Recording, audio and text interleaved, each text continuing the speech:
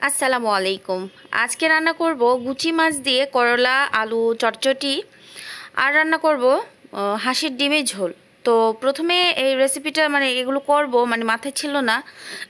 তো কি করব না করব ভেবে চিনতে তো অনেকগুলো মাছ আছে একদম ফ্রিজ ভর্তি। তো ভাবলাম আজকে গুচি মাছ বাইম মাছ যেটা বলে ওইটাকে আমাদের আঞ্চলিক ভাষায় গুচি মাছ বলে। তো ওই গুচি মাছ দিয়ে আমি আজকে করলা চটচড়ি করব। আর করব হাঁসের ডিম। আপনাদের ভাই 2 দিন আগে হাঁসের ডিম নিয়ে আসছে, বেশ অনেক বড় বড়।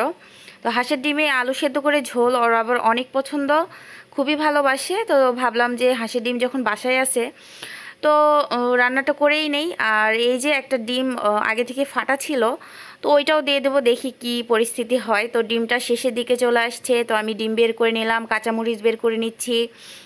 আর আপনার হলো মাছ তো আগেই বের করেছি, আপনাদের সঙ্গে শেয়ার করেছি। তো এগুলো এখন সুন্দরভাবে ধুয়ে ধায়ে, আর আলুও কিন্তু অলরেডি আমার ধোয়াধাই শেষ। আলু ধুয়ে আমি পাতিলে বসিয়ে দিয়েছি। আর এখানে আমি 6 পিস ডিম সেদ্ধ আর আলু সেদ্ধ বসিয়ে দিয়ে চলে আসলাম তরকারি কাটার জন্য। তো এখানে করলা আর ছোট দেশি আলু যেটা আছে একদম মিডিয়ামের থেকেও ছোট, সেই ছোট আলু একদম পাতলা পাতলা করে দিয়ে চচ্চড়ি রান্না করব, খেতে অনেক মজা লাগে। তো এভাবে আমি আমার মায়ের কাছ থেকে রান্নাটা শিখেছি। বিশেষ করে আগেকার মানুষ একটু হালকা রস রাখতো, বাটার মাছ পাওয়া যায়, ওই বাটার মাছ দিয়ে এরকম করে করলা রান্না করলে খুবই ভালো লাগে।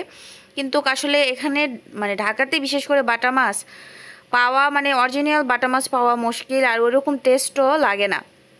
তো আমি আবার ঢাকাতে বড় মাছের থেকে ছোট মাছটা বেশি পছন্দ করি, আর আপনাদের ভাইও ছোট মাছ বেশি পছন্দ করে। এই জন্য বরাবরই আমাদের বাসায় ছোট মাছ থেকেই যায়। ট্যাংরা, গুচি, আপনার বেলা, চিংড়ি, এই ধরনের ছোট মাছগুলো আমার খুবই পছন্দ। মলা আরও অনেক কিছু আছে, হয়তো বা নাম এখন মনে আসতেছে না।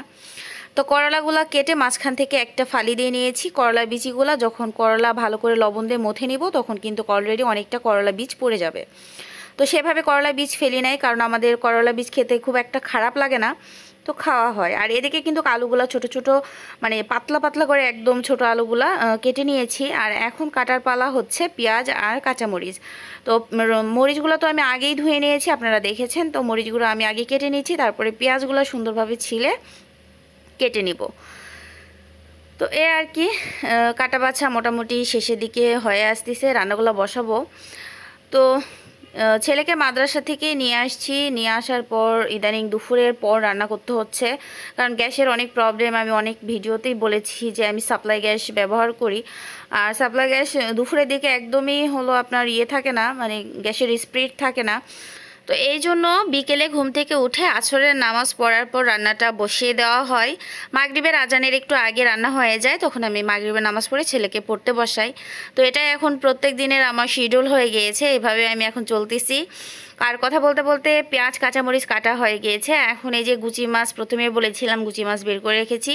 তো এটা তো আগে ধোয়াই ছিল, জাস্ট একটু হালকা ধুয়ে নিলাম, তারপরে পেঁয়াজগুলোর উপরে পানি দিয়ে দিলাম, তারপরে আলুগুলো বেশ ভালো করে কষলে মসলে ধুয়ে নিচ্ছি। একদম দেখতে পাচ্ছেন পয়সার মতো হয়ে গেছে, কয়েন, 1 টাকার কয়েনগুলো থাকে ওইরকম করে, কয়েনের মতন হয়ে গিয়েছে আর কি।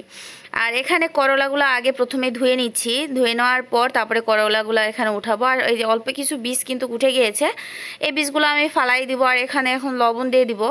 তো লবণ দিয়ে ইচ্ছা মতন একদম গায়ের যত শক্তি আছে সবগুলা দিয়ে সুন্দরভাবে এটাকে ধুয়ে নিচ্ছি, একদম সুন্দরভাবে ধুয়ে নিব। মথে নিয়েছি, মথে নেওয়ার পর ধুয়ে নিয়েছি। এখন এই যে বীজ, অনেকগুলো বীজ বের হয়েছে, এগুলো বীজ ফালাই দিব। আর যেগুলো বীজ আছে আমি ওইভাবে ফেলাবো না, কারণ বীজ খেতে আমাদের খুব একটা খারাপ লাগে না, বেশ ভালোই লাগে, দাঁতে পড়লে মুড়মুড় করে আর কি। তো এভাবে করলা চটচটি কেউ না খেয়ে থাকলে অবশ্যই একদিন হলেও খাবেন। আর হ্যাঁ, করলা তরকারিতে কিন্তু পেঁয়াজের পরিমাণ আর তেলের পরিমাণ একটু বেশি লাগে, সাধারণ তরকারির থেকে একটু বেশি দিলে মজা হয়। তো পেঁয়াজটা আমি দিয়ে দিলাম আমার পরিমাপ মতো, যে জিনিসের দাম যতটুকু সাধ্য চেষ্টা করেছি বেশি দেওয়ার, এর থেকে বেশি দিলে আরও ভালো, কিন্তু আমার সামর্থ্য নাই।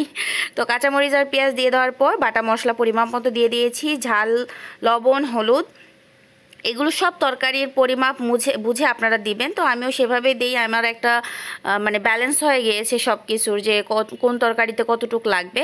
তো এখানে তেল দিয়ে তারপরে আমি সুন্দরভাবে হাতের সাহায্যে মাখিয়ে নিচ্ছি। যেহেতু করলাগুলো আগে থেকে মথে নেওয়া, যার কারণে খুব একটা পেরেশানি করে মাখতে হচ্ছে না, অলরেডি নরম হয়ে আছে।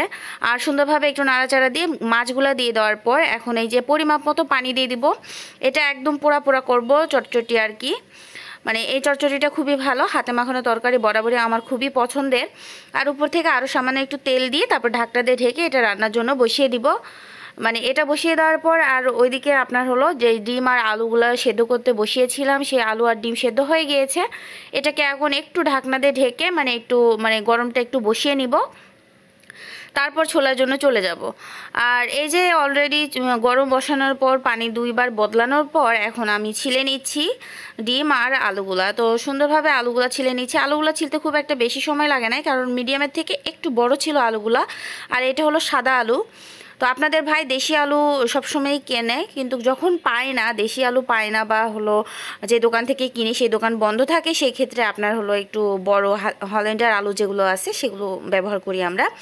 তো ডিম আলু ছেলা শেষ, ডিমও ছেলা শেষ। ডিমগুলো আমি সুন্দরভাবে ছুরি দিয়ে কেটে কেটে নিচ্ছি, যাতে ডিমের ভিতরে সেই তরকারির রসগুলো ঢোকে। আর এদিকে কিন্তু আমি পানিটাও বসিয়ে দিয়েছি, পানিটা গরম হয়ে গিয়েছে। এখন পানিটা নামিয়ে এখন তরকারি বসিয়ে দিব।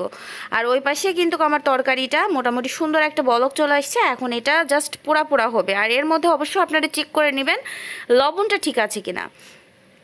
আমার তো কোনো কিছুই প্রয়োজন হয়নি, আমার সব কিছু ছিল মানে ঠিকঠাক ছিল, শুধু আমি অল্প একটু তেল হওয়ার আগে একটু দিয়েছি। আর এই সাইডে কিন্তু আমি ডিমের ঝোলটা বসানোর জন্য আমি আস্ত জিরা, তেজপাতা, কাঁচামরিচ, পেঁয়াজ তেলের উপরে দিয়ে সুন্দরভাবে ব্রাউন কালার করে ভেজে নেব। যতক্ষণ ব্রাউন কালার না হচ্ছে ততক্ষণ এইভাবে নাড়াচাড়া দিয়ে ভেজে নিচ্ছি। আর এদিকে কিন্তু গরম মশলা, সাদা এলাচ, দারুচিনি, লবঙ্গ, গোলমরিচ যা প্রয়োজন আমার গরম মশলা মানে যেটুকু আমি তরকারিতে অ্যাড করব সবগুলা দিয়ে দিয়েছি। দিয়ে দেওয়ার পর এখন হলো আপনার যে গরম পানি করে রেখেছিলাম সেই গরম পানি থেকে অল্প একটু গরম পানি দিয়ে ঝাল, লবণ, হলুদ, বাটা মশলা এগুলো দিয়ে ভালো করে কষিয়ে নিব। যেহেতু আস্ত মশলা দিয়েছি, বাটা মশলা খুব একটা দেই নাই। আর আমি নিত্যদিনে ভিডিও করি, যার কারণে খুব একটা ভালোভাবে পরিপাটি করে আমি আপনাদের সঙ্গে ভিডিও শেয়ার করতে পারি না। যারা হয়তো একটা করে ভিডিও ছাড়ে মানে একদম পরিপাটি করে একদম সব কিছু অনেক সুন্দর সুন্দর পাত্রে করে ছাড়ে, আমি আসলে সেভাবে আর ছাড়তে চাচ্ছি না। কারণ আমি নিত্যদিন যেটা করি, যেটা খাই সেটাই আপনাদের সঙ্গে শেয়ার করি। আর সেটা মনে হয় আগের থেকে আপনারা এখন আমাকে বেশি আরও পছন্দ করেন, ভালোবাসেন। আমার চ্যানেলে ঘুরে আসলে দেখতে পাবেন ঠিক আমার আগেকার রেসিপিগুলো ওইভাবে দেওয়া ছিল, কিন্তু আমি আর এখন ওগুলো করি না। কারণ আপনাদের ভাই অনেক অসুস্থ হয়ে যাওয়ার পর ওইভাবে করলে বেশি তেল মশলা, বেশ একটা মানে অন্যরকম খাবারের টেস্টটা হয়ে যায়। তো ওগুলো ওরে খাওয়ান মানে ডাক্তার নিষেধ করেছে, যার কারণে আমি নিত্যদিনে যেই মানে রান্নাবান্না সেটাগুলো আপনাদের সঙ্গে শেয়ার করি। কথা বলতে বলতে কিন্তু আমি এখানে কিন্তু মশলা কষানোর পর আলুগুলা ভেজে নিয়ে একটু পানি দিয়ে কষিয়ে নিয়েছি। এখন দিয়ে দিব ঝোলের পানি। তো ঝোলের পানি দিয়ে দিচ্ছি। আর ওইদিকে কিন্তু ডিমটা ভেজে নিয়েছি লবণ দিয়ে, তো হালকা একটু হলুদও দিয়ে দিব কালারটা সুন্দর হওয়ার জন্য। তো এই যে সুন্দরভাবে ঝোল দিয়ে দেওয়ার পর ভালো করে এটা ফোটানোর জন্য ঢাকনা দিয়ে ঢেকে দিলাম। আর ওই সাইডে হালকা একটু হলুদ দিয়ে দিয়েছি সুন্দর একটা কালার আনার জন্য। তো এখন এই যে ভাজা হয়ে গিয়েছে, এখন হালকা, খুব হালকাও ভাজিনি, খুব কড়াও করি নাই, জাস্ট হালকা থেকে একটু বেশি ভেজেছি। তো এই যে আমার ভাজা হয়ে গিয়েছে। এখন এটাকে আমি নামিয়ে রেখে আবার ওই পাশে চচ্চড়ি বসিয়ে দিব একদম পোড়া পোড়া করার জন্য। আর এদিকে কিন্তু ডিম সুন্দরভাবে বলক চলে আসছে, অলরেডি ডিম দেওয়ার সময় হাতে ঝোল পড়েছে। তো আপনারা একটু সাবধানে দিবেন। আর পাতলা ঝোল ছিল, আর ঝোলের সঙ্গে ডিমটা বেশিক্ষণ ফুটালে ডিমের যে একটা কি বলে একটা টেস্ট সেটা তরকারিতে সুন্দরভাবে চলে যায়, এবং তরকারি যে ঝোলের যে ঝাল লবণটা থাকে সেটাও ডিমের ভিতরে খুব সুন্দরভাবে ঢোকে, যেহেতু আমি ডিমগুলো একটু কেটে কেটে দিয়েছি।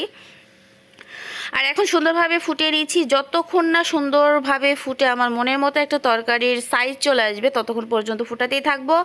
আর এদিকে কিন্তু তরকারিটা আমার সুন্দরভাবে হয়ে আসতেছে। তো উপর থেকে সামান্য একটু তেল দিয়ে দিলাম, দিয়ে দেওয়ার পর এটা নাড়াচাড়া দিয়ে একদম সাইডে মেলে দিব পোড়া পোড়া হওয়ার জন্য। আর কোনো রকমের চুলনি এখানে আমি অ্যাড করব না, মানে অ্যাড করার প্রয়োজনই নেই। একবারে নাড়াচাড়া দিয়ে সুন্দরভাবে আমি এটাকে রেখে দিব। আর এখন এখানে আমি দিয়ে দিব